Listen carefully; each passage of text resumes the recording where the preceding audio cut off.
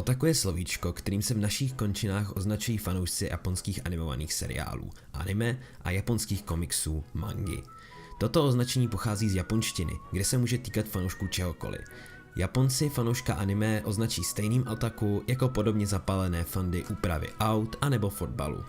Spousta lidí se ale domnívá, že Japonci si při oslovení slova otaku vybaví extrémní fanoušky anime, kteří posedávají akorát celý den doma a čekají na dodávku nejnovější mangy či Blu-raye z Amazonu. A já jsem tu dneska od toho, abych vám řekl, proč je tohle jenom mýtus. Takový fanoušci totiž sice existují, ale v moderním Japonsku nijak vnímání a významu otaku neovlivnili. V roce 2013 jedna japonská studie provedla průzkum, který se přes 130 000 lidí zeptal na otázku: označili byste sami sebe nějakým způsobem za otaku? A přes 42% respondentů odpovědělo, že ano. Zvlášť mladí se tomuhle označení nebrání a přes 60% teenagerů sami sebe v nějakém oboru označují za otaku.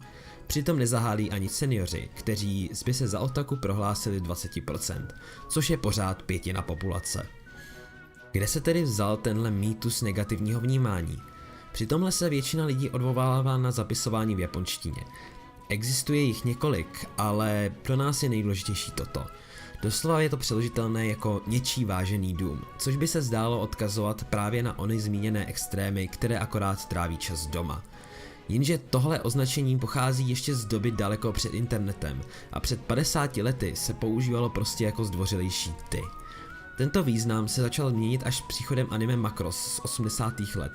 Přitom ani nejde tolik o to, že ho často hlavní postava používá k označování ostatních lidí. Otaku, helmet o masun kaburenai no? Ale o jeho tvůrce Shoji Kawamoriho a Haruhika Mikimota. Oba chodili na univerzitu Keio v centru Tokia, velmi prestižní vysokou školu, která je dnes hodnocená jako 8. nejlepší univerzita v Japonsku.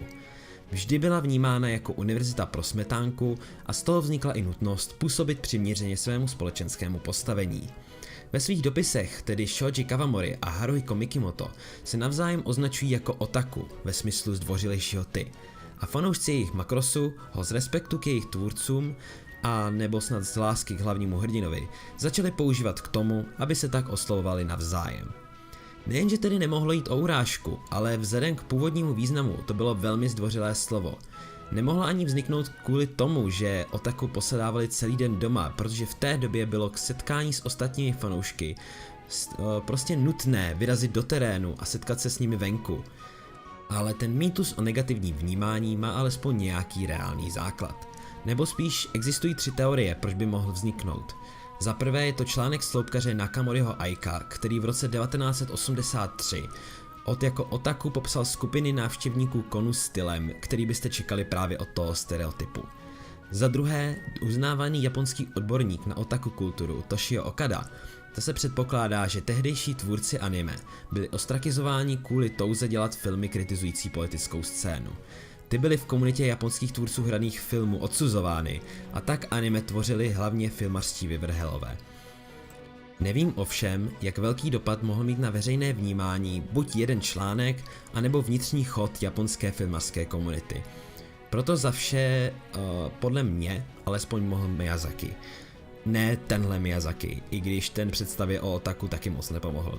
Spíš mi šlo o Tsutomua Miyazakiho, který mezi lety 1988 a 1989 byl, zavraždil a následně znásilnil 4 dívky ve věkovém rozmezí 4 až 6 let. Jeho případ byl podrobně probírán médii a protože byl Tsutomu velkým fanouškem anime a mangy, média označila právě anime a mangu za popud, který ho vedl k násilí a vraždám. Tohle asi zní fanouškům videoher hodně povědomně. Vysloužil si označení otaku vrah a vyhrnul negativní světlo na kohokoliv, kdo se poznačoval podobným výrazem. Jenže od tohle případu už uplynulo téměř 30 let a význam se dávno posunul.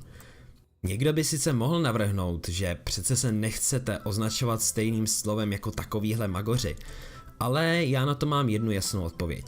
Znáte nějaký fandom, který neobsahuje idioty, za které se všichni ostatní fanoušci stydí? Ať už jde o nějaké ty broníky, kteří z fajn dětského seriálu dělají fetiš, nebo fanoušky Undertale, kteří lezou po streamech a záznamech téhle hry, jen aby nadávali lidem, co ji nehrají přesně podle jejich představ. Nebo fanoušky Ricka a Mortyho, kteří, no...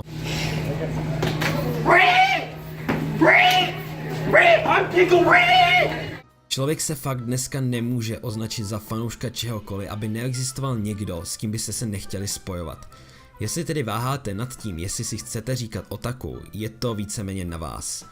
Ale jestli se tak chcete nějakým způsobem označovat a nechcete být odsuzováni, pak existuje jedno dost jednoduché řešení, který nebude lidi svádět k uvěření mýtů o negativním vnímání podobných fanoušků. Prostě se nechovejte jako pitomci.